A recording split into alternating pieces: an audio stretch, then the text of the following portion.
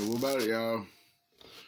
Dr. Ball coming at you here on Sunday wrap up after the game Saturday. So I'm gonna start off with the positives, what I enjoyed, what I loved, what I liked about the game.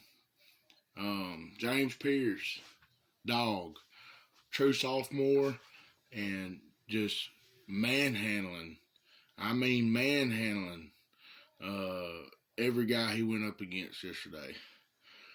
Knocking offensive linemen back into the quarterback and shit. I mean, just a dominant performance by James Pierce. The kid, number 20 from the defensive tackle from Memphis, his name leaves me. Great game. Pretty much the whole defense. I mean, you can't ask for more. Running game, very solid for Tennessee. Number 0, our running back, Jalen Wright, he's a dog. He's an absolute dog. He is going to be playing, making a lot of money. He's making a lot of money for himself this year. I guarantee he'll be probably a 3rd round pick, if I guess, coming up in the NFL draft. As bad as I hate to say it, one of the things I enjoyed watching Saturday was Walter, not seeing him get injured necessarily, but Walter Nolan, or whatever the fuck his name is, crying on the field. That was pretty nice to see. I love to see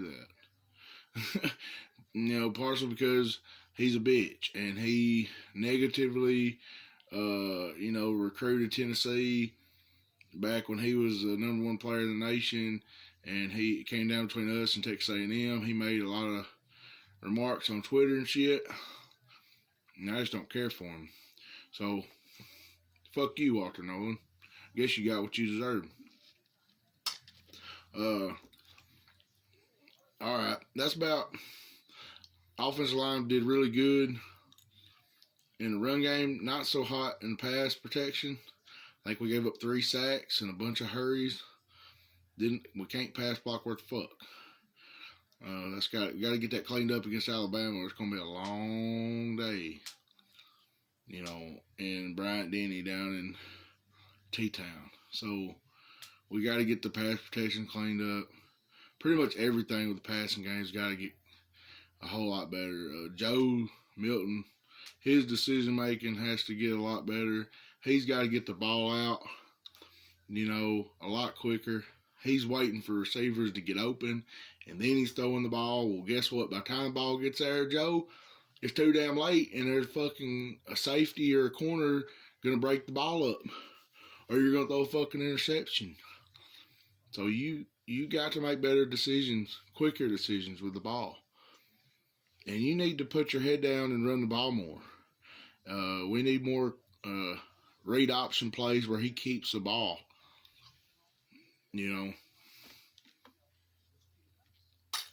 Damn this, he acts like he don't want to get hurt and shit. I got news for you, Joe Milton.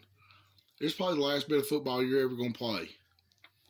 You're not an NFL quarterback. You're barely an SEC quarterback. You're a bottom tier right now SEC quarterback. So you're not going to play in the NFL.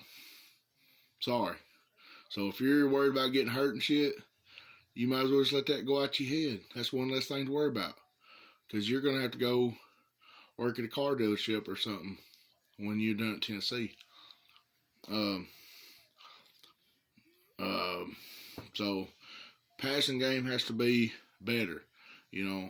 Not saying we got to throw for 300, but damn, you can't throw for 100. And penalties. What the fuck was it? Why are we tackling people by grabbing their face mask?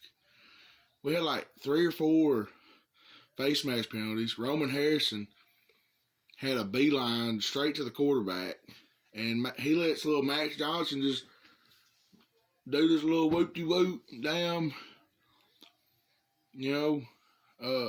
juke on him, and he drags him down by the face mask.